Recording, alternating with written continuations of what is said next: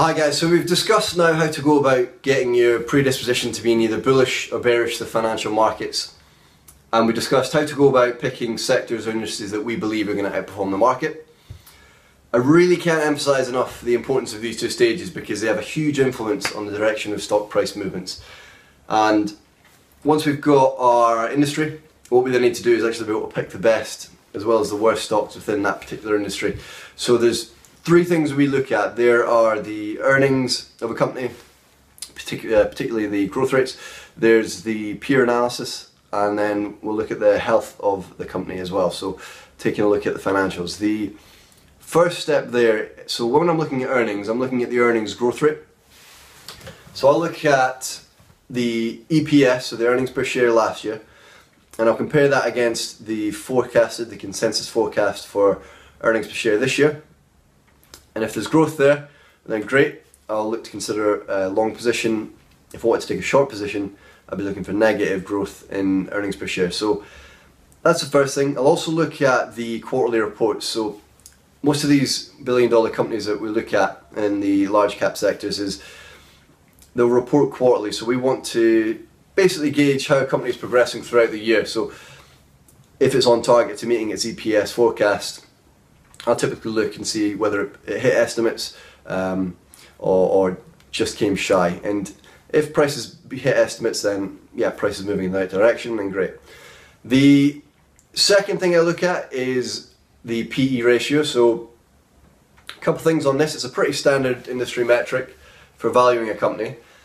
However, it's one that's very apparently misinterpreted because you hear a lot of people referring to stocks when talking about PE ratios as either cheap or expensive, and this is just complete nonsense, and I want to explain why, right? Because let's take the scenario of you've got a company that's sitting at $20 per share in January and its EPS forecast is $2 a share, so that would give you a PE multiple of 10, right? Which is just your $20 share price divided by $2 EPS, so it's trading at a 10 times multiple. Now, if in February that company comes out and reports it says, hey guys, it looks like we're going to run shy of our EPS target because we just don't have as much demand for the product as we anticipated, so the EPS forecast goes down to $1.50 per share. In order to maintain that PE multiple of 10, all that needs to happen is share price to pull back to $15 per share. And then let's say in March, same company releases a profit warning, and it says, yep, looks like EPS is going to come in at $1 per share rather than our $1.50 that we expected. So, and again, to keep this 10 times multiple, all we need to see is share price fall to $10. So what's happened is you've had your PE ratio stay at 10 and you've seen stock price fall 50%. And the reverse is true. So if a company was trading at $10 a share with an EPS of $1, it's got your PE multiple of 10, and let's say they come out after a month and they say huge demand for our product, really going to exceed our earnings expectations this quarter. It seems EPS consensus goes up to $1.50. In order to maintain that PE ratio of 10, all it needs to happen to stock prices for it to go to $15. So again, what you've had there is the PE multiple stayed the same, it stayed consistent, but you've seen a 50% increase in price. And that's what you care about, right? You want to achieve increase in capital gains with the stock selection. So the idea that someone will refer to a stock as cheap or expensive based on its PE multiple is just complete nonsense, because it can go to infinity. And you just need to see it for what it is, right? So take the PE ratio and compare it against the industry average, because if a company is trading at a premium to its industry, so let's say the stock PE ratio is 20 and the industry average is just 10, then it's trading at a premium, okay? And that is really a signal of quality in its earnings, because you've got, think of all the analysts that go into these companies and they'll assess them and they'll run their discount cash flow models, that, you know, they write 200-page reports and they will tell you what they think of the earnings, right, over the next kind of 1, 2, 3 years. They're doing a lot of the legwork, right, and providing you with a consensus forecast for earnings. So all you need to do is compare that against price, which gives you your PE ratio, and the stock's getting bought and sold all day, every day. So the PE ratio tells you that people are prepared to pay more for the earnings of this company because of quality. That's what I would take away from stock trading at a premium to the sector, and the reverse is true. If the PE ratio is at a discount to the sector, so let's say industry average is 10, PE ratio is 5 for this particular stock, it's trading at a discount to the sector, right? And people are still prepared to sell at this price. And there's a reason for that, because the earnings quality just isn't there. You know, the earnings could be terrible. So use the PE ratio to compare against the industry standard, okay, the industry average.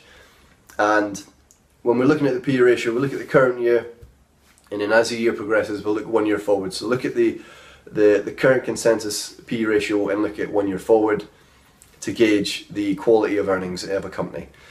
And lastly, I look at the financials of a company. So I'll look at how healthy the situation is. So just 3 things here. I'll look at the operational profit, I'll look at the solvency of a company, and I'll just look at its financial structure. So very quickly, I'll take a look at the operational margin, which is just your revenue against revenue after you've considered operational expenses, so profit margin of a company. And I'd want a company to obviously be profitable before taking a long position. I then look at the free cash flow, which is just how much cash the company's got available at the moment, and I'll look at the quick ratio, or the current assets divided by the current liabilities. So this is all your short-term assets against the short-term liabilities, and I look for a quick ratio or a current ratio above 1. And if we've got that quick ratio there and we've got positive free cash flow, the probability of a company going insolvent are very, very slim. So nothing will make a company go bust quicker than becoming insolvent, right? So you can have companies worth hundreds of millions, if not billions, go bust because of solvency.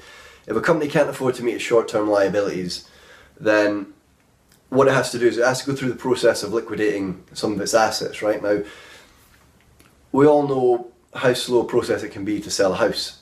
Now, imagine trying to sell factory plants, equipment. This kind of thing can take a lot of time, and that is the biggest or quickest way, I would say, to kind of take down a $1 billion company would be to make it insolvent. So that's why I keep an eye on them. And then lastly, I'll just look at your debt to equity ratio to basically check the leverage of a company and see how it's financing its operation, whether it's through equity or whether it's debt financed, okay? And obviously the more a company is debt financed, the more you need to be aware of the current interest rates, because as we see interest rates rise, we're going to see a natural increase in the cost of financing the company, right? So those are the 3 things I look at, and what we'll do in a moment is jump into the computer so that I can show you first of all where to find this data, and we'll look at an industry and refine the list to create a short list of stocks. But what's worthwhile noting at this stage, we need something that's going to prevent us from pulling the trigger straight away, because naturally everyone thinks their stock ideas are brilliant.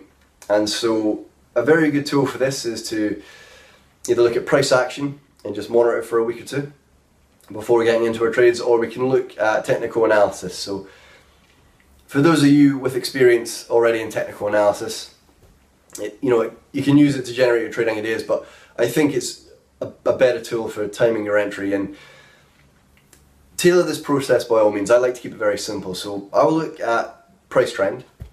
If I want to take a long position, I will expect price a year ago to be lower than where it is today.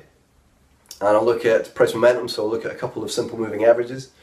I'll look at the 21-day moving average because there's 21 trading days in a month. And I'll look at your 60-day moving average because I trade over a 1 to 3 month time horizon.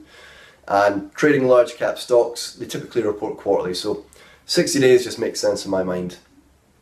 The third thing I look at is your areas of support and resistance, so looking at price levels, because I think these are very important to be aware of when trading and looking at technical analysis. And lastly, I'll look at the 52-week price range, okay? So while I don't see anything wrong with buying stocks at their all-time high, I'm not particularly keen to do it. There's nothing to say price won't go higher, but I do prefer to buy stocks close to their mid 52-week range, okay? And the reason for that is just I like to know price has been at a certain level before relative to where it is, and yeah, make sure there's a good 10-20% space for price to move there comfortably relative to where it's been before. So that's it, that's the four main things I like to look at. There's a lot of other things you could look at. I mean, I used to overcomplicate this process. I used to look at your stochastics, your RSI, MACD, and a few other things, but I believe in simplicity, and in this process this works. So combining the fundamentals along with the technicals can make for some very good trade entry. And what we want to do with this shortlist, as well as looking at long positions, we also want to be looking at potential short stocks. So we'll look at the inverse of what we've discussed. We'll discuss that more in the next video. Let's jump onto the computer now and we'll look at a few other things. Hey guys, welcome to the inside of the computer. So first thing I want to do is show you a couple of resources you can use to find the information we've discussed. First things first, let's just take a look at the S&P 500 consumer discretionary sector. So what we'll do is we'll create a short list of stocks for ourselves. Let's look at specialty retail. Okay, so got a list of 20 stocks here, and what we can do is we can take this ticker, and if we jump into either Yahoo Finance or Nasdaq.com, what we can do is find the information we need. So we'll jump into Yahoo Finance just because it's a personal favourite. And what we've got here is a complete overview of Urban Outfitters right now. So first thing we'll look at is the earnings per share growth rate. And to get there, just take a look at the earnings of this particular company. Now, this is a complete overview. You've got your earnings estimate, you've got revenue estimates, and you've got your historical estimates here as well. So to look at the earnings per share growth rate of a stock, we want to look at the EPS a year ago, and we can find that here. So that's looking at the current year and a year ago. There are currently 30 analysts on this stock, and if we look at their average estimate, it's 1.72. Now, we can see a year ago it was at 1.86, so we've actually seen a decrease in the earnings per share growth rate there. And if we want to look forward on year, just bear in mind that we've got that available to us here as well. Now, on top of looking at the growth rate, I look at whether or not a stock previously beat its earnings expectations. So taking a look at the earnings history, these are the quarterly reports that have just come out. So the last one for Urban Outfitters was end of January, and the consensus earnings per share estimate was 0.56, and the actual estimate came in at 0.55, so just shy there of its EPS target.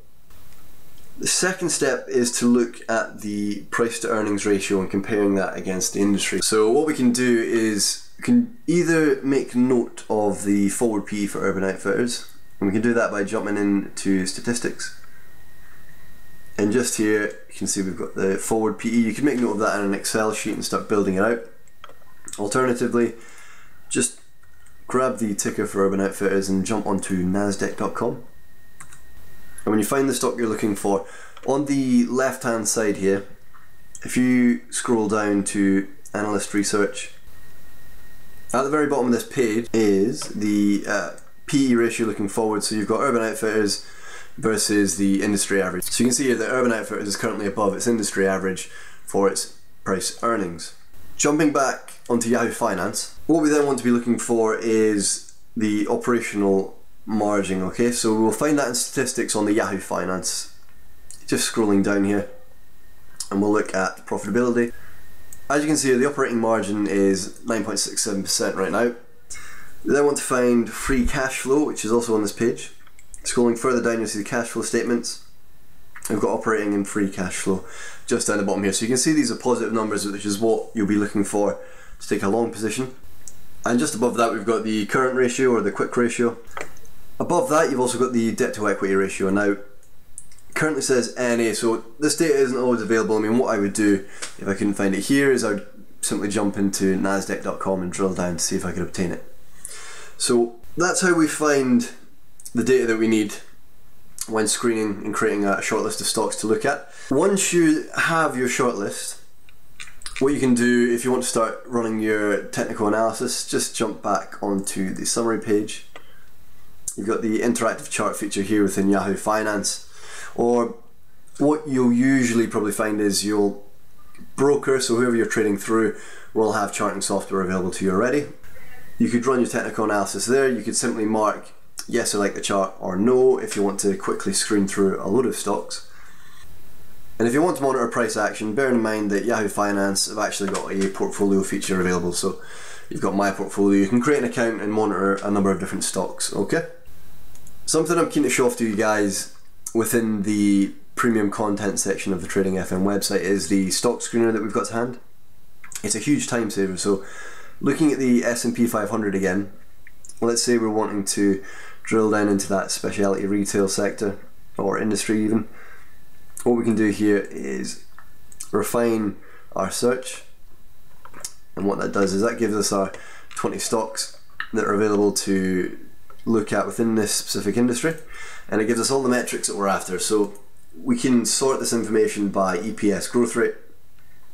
We can see that right now Ultra Beauty is the highest in terms of EPS growth rate, that they beat the previous estimates, and we can compare the PE ratios to the industry average, as well as looking at some of the other essential metrics we need to be aware of. There's a couple of other filtering features here as well. So minimum kind of EPS growth rate I'd look for in long positions 10%. I would like to see it beat estimates, and we can take a look at an operation margin, make sure it's above 0. And what you've done here is that's refined that list down to 5 stocks. So these are the 5 stocks. What I'd be then tempted to do is make note, I can either download this refined list into Excel and then look at the pricing chart and determine whether or not I like the charting. And this really is a very, very quick way to start building out your short list of stocks.